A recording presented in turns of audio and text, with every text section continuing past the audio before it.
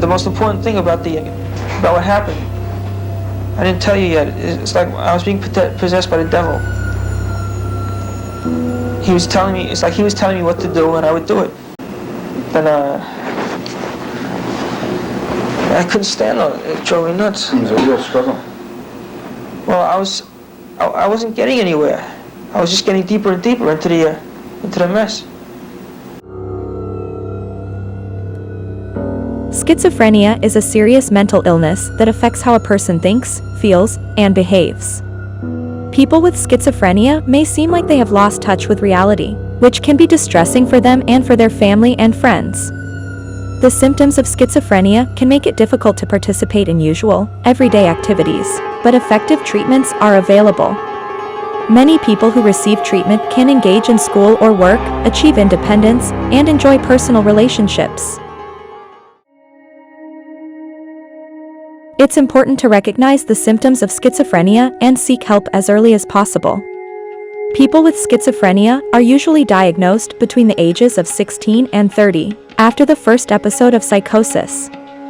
Starting treatment as soon as possible following the first episode of psychosis is an important step toward recovery. However, research shows that gradual changes in thinking, mood, and social functioning often appear before the first episode of psychosis.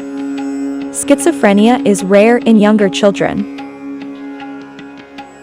Schizophrenia symptoms can differ from person to person, but they generally fall into three main categories: psychotic, negative, and cognitive. Psychotic symptoms include changes in the way a person thinks, acts, and experiences the world. People with psychotic symptoms may lose a shared sense of reality with others and experience the world in a distorted way. For some people, these symptoms come and go. For others, the symptoms become stable over time. Psychotic symptoms include hallucinations, when a person sees, hears, smells, tastes, or feels things that are not actually there. Hearing voices is common for people with schizophrenia. People who hear voices may hear them for a long time before family or friends notice a problem. Delusions, when a person has strong beliefs that are not true and may seem irrational to others. For example, individuals experiencing delusions may believe that people on the radio and television are sending special messages that require a certain response, or they may believe that they are in danger or that others are trying to hurt them. Thought disorder, when a person has ways of thinking that are unusual or illogical. People with thought disorder may have trouble organizing their thoughts and speech. Sometimes a person will stop talking in the middle of a thought, jump from topic to topic, or make up words that have no meaning. Movement disorder, when a person exhibits abnormal body movements. People with movement disorder may repeat certain motions over and over. Negative symptoms include loss of motivation, loss of interest or enjoyment in daily activities, withdrawal from social life, difficulty showing emotions, and difficulty functioning normally. Negative symptoms include having trouble planning and sticking with activities, having trouble anticipating and feeling pleasure in everyday life, talking in a dull voice and showing limited facial expression, avoiding social interaction or interacting in socially awkward ways, having very low energy and spending a lot of time in passive activities. In extreme cases, a person might stop moving or talking for a while, which is a rare condition called catatonia. These symptoms are sometimes mistaken for symptoms of depression or other mental illnesses. Cognitive symptoms include problems in attention, concentration, and memory. These symptoms can make it hard to follow a conversation, learn new things, or remember appointments. A person's level of cognitive functioning is one of the best predictors of their day-to-day functioning. Cognitive functioning is evaluated using specific tests. Cognitive symptoms include having trouble processing information to make decisions, having trouble using information immediately after learning it, having trouble focusing or paying attention, risk of violence. Most people with schizophrenia are not violent. Overall, people with schizophrenia are more likely than those without the illness to be harmed by others. For people with schizophrenia, the risk of self-harm and of violence to others is greatest when the illness is untreated. It is important to help people who are showing symptoms to get treatment as quickly as possible. I was on the verge of destroying my father. the voice said, kill your father, something like that, stab your father. Then I would answer, no, I won't do it now, I'll do it later. Then I couldn't stand it. It drove me nuts. It was a real struggle. Well, I wasn't getting anywhere. I was just getting deeper and deeper into the mess. Every action I took was against my father.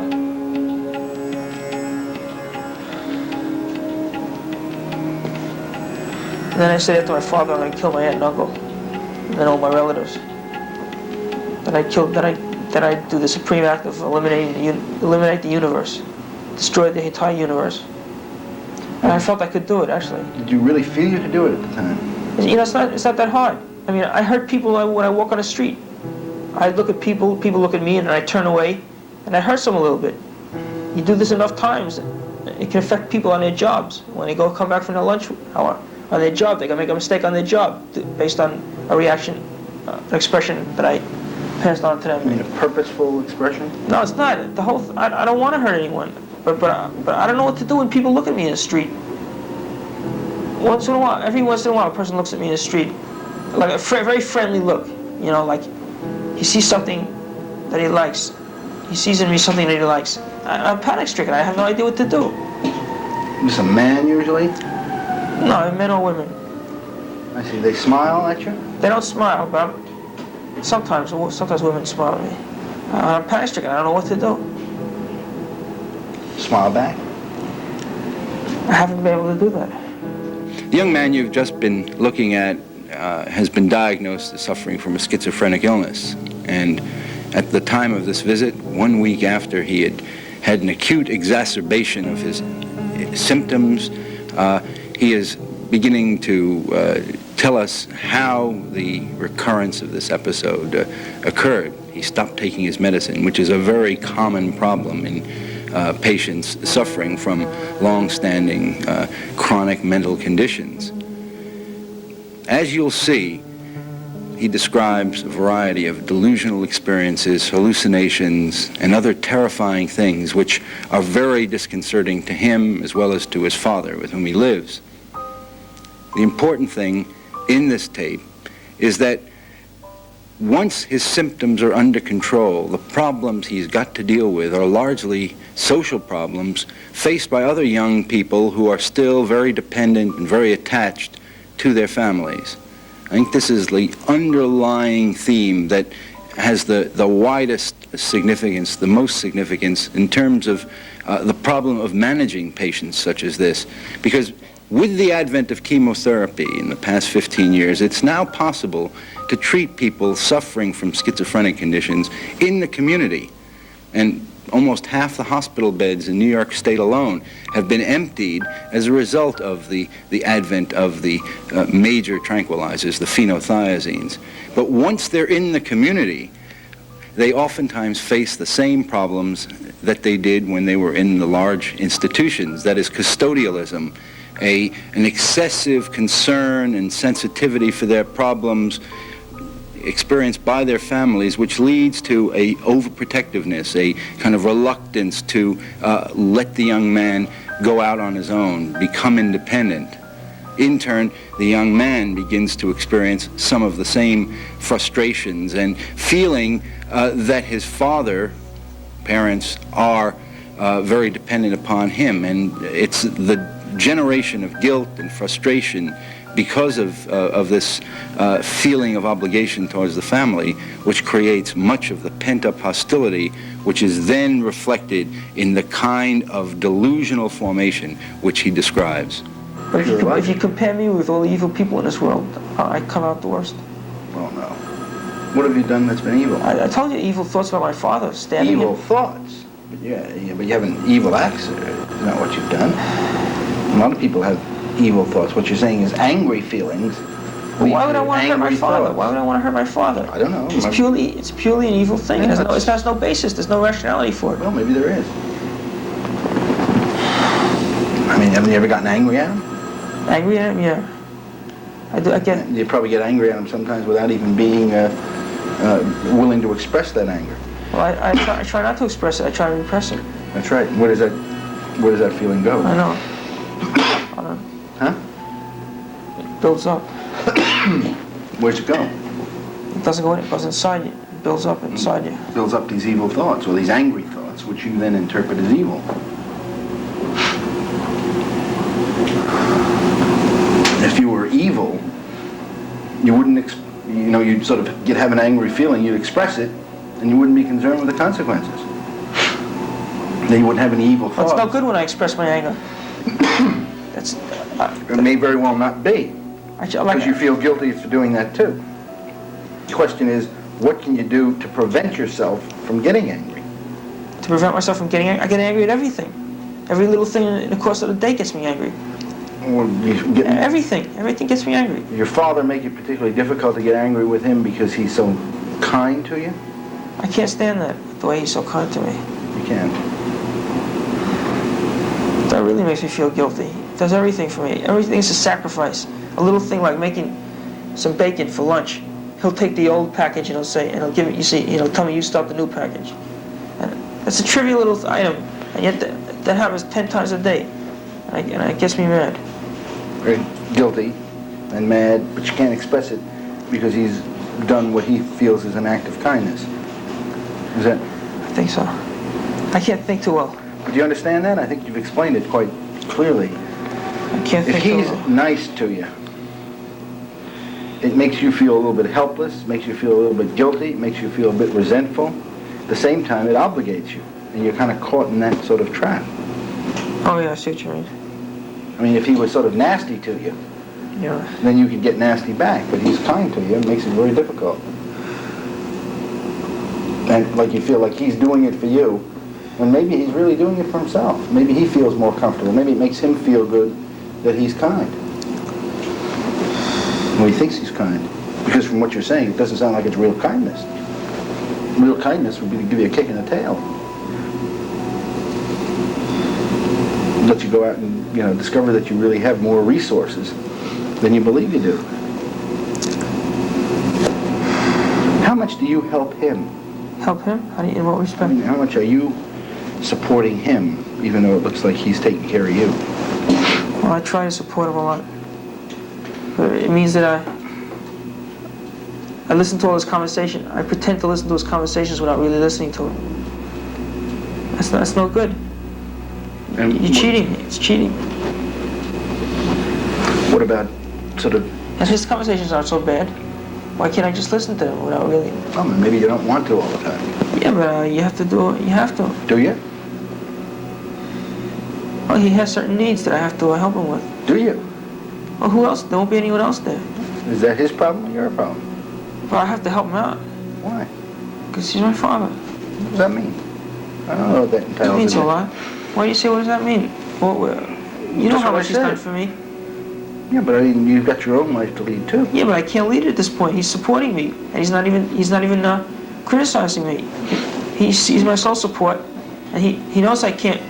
He senses that I can't go out in the street. But I wonder whether you couldn't do more if you didn't feel like he needs you to be dependent on him. It makes him feel good to take care of you. Yeah, Is that true? yeah.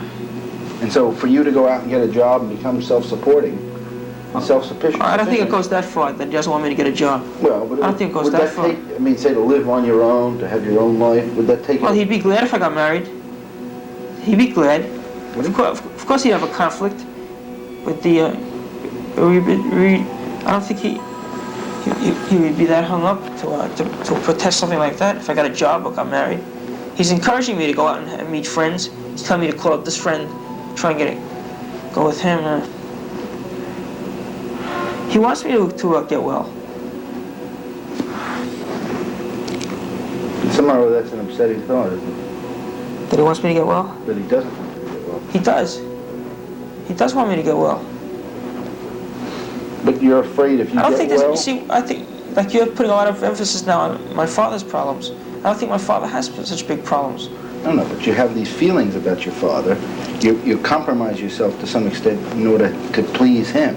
Listen to him when you don't feel like Yeah, it. but the reason I do it is because I think he's an exceptional human being. And the fact that he never complains about it working. day in and day out, he gets up and he goes to work. Gets up 4 o'clock in the morning, 5 o'clock, goes out and does a good day's work. The people. Kind of hard to beat that, huh? I mean, it makes him a saint. But he is in a way. So, I mean, anything less than that, you know, or certainly if you're not even getting up and going out, then you really are the devil from that point of view.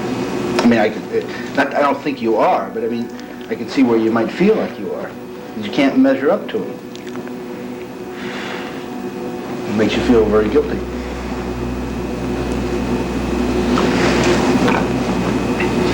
I think I sense the truth in what you're saying. I can't really think about it. I can't really follow it that good. But I think I sense. Okay, well, you think about it. As you can see, it's quite possible to engage the quite irrational and disturbed young person in a psychotherapeutic encounter. It's quite possible to acknowledge that you understand how he feels, but that you don't necessarily agree with him. I think it's important not to argue with people and not to discount the way they're feeling. He really believes that he was talking to the devil. He really believes that he's one of the worst people of all time. The important thing is to acknowledge and to recognize that he does feel that way and try to understand what the sources of it are, because the sources are likely to turn out to be very much the similar experiences to the kinds of things everybody experiences in the process of growing up. So that his delusions are understandable, and it's in trying to get at the source of them that one is able to see what the root of his current problem is.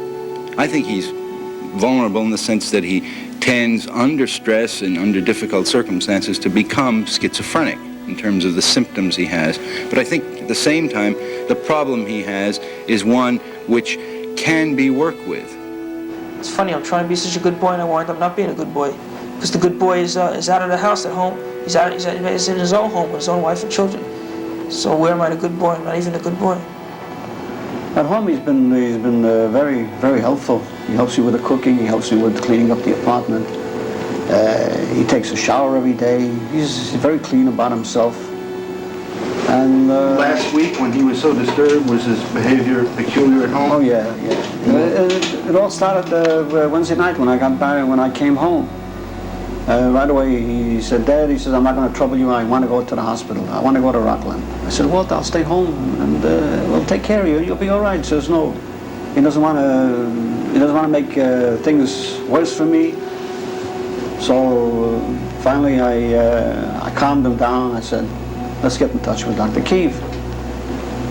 And that's when I called you. And I spoke to you, but... Is he rather a difficult problem for you to handle? No. He's very nice. He's not difficult to you at all. He's very nice. Do you do a lot for him? No, he does everything himself. The only thing that I do is when he doesn't feel like going shopping. See, he used to go shopping every Saturday. And he used to take care of the laundry. But recently, in the past few weeks, he stopped doing everything. But this Saturday, right after the visit with you, he did the laundry, I did the shopping, and we cleaned up the apartment. He was all right over the weekend. How much do you depend on him? I don't depend at all on him. I wonder if he has the feeling that if he went off and became independent and led his own life, that you'd be all alone. Yeah. Do you have that sense? Well, he had that feeling here in the office Thursday. When he mentioned hospital, you know, he says to me, you think Dr. Keefe will send me to the hospital? So I said, I don't think he will. Then he says, if he does, you're going to be all alone. So I said, don't worry about me, Walter. I can take care of myself. What is he worried about you? He's worried about that I'll be alone. And I told him that that wouldn't be any problem. I told him many times, it says, go out, Walter. Get friends. He has no friends. But I think he feels a tremendous sense of loyalty to you and feels like... That's what he probably feels. He feels that if he does get better and go out with friends, and so I'll be all alone. So I told him, I said, don't worry. I said, I have plenty of places to go. I have plenty of friends. I have a lot How of much of a friends. life of your own do you lead? Well, I don't, after all, I'm at an age where life has passed me by already. I'm going to be 65 years old. I worked hard all my life, and I feel that, how many more years have I got to go? So I go to visit my sister. I have a nephew. I have plenty of places to go if he would only show an inclination to settle down. I mean, that would be my Feel that would pressure be my you life. can't leave him? No, that's it. That's Why? it. I couldn't leave him. Why? I mean, the way he is now. Don't you see he would? I mean, leave him for a day, leave him for a weekend. You leave him to go to work. Oh yeah. Could you leave him for an evening? Oh yeah, sure, I could. I could leave him for an I evening. said, what did you think, honestly? The thing is, if I would leave him, I know he would stay in the house. He wouldn't go anywhere. See? One of the important ingredients in treating such patients is obviously to involve the family, as I'm doing right here, talking to his father, because it's in getting the family to understand how they are burdening the patient, how they are taking on a martyr role and creating what has been called a double bind situation, where the messages to the patient are twofold. The father is encouraging him to get out on his own and to meet young people at the same time as he's doing all kinds of things to encourage and foster this dependency. It's clarifying that, which is quite a task, but which is critical to the long-range prognosis for this patient.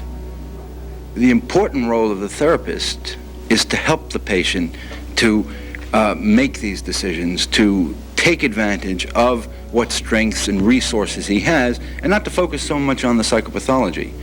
That is to say, in this instance, I've been talking with him, trying to understand the root of this delusion formation by way of trying to minimize it and to bring the problem down into a workable area. I don't really know very much about exorcising devils, but I can help him to see how it's perfectly all right for him to go off on his own, that his father need not be so dependent upon him, that he's not totally responsible, if in fact he's responsible at all, for his father's welfare. It's not so much to tell him to rebel or be antagonistic, but to begin to think about his own welfare. And in the long run, that will have much more positive benefit for him as well as for his father.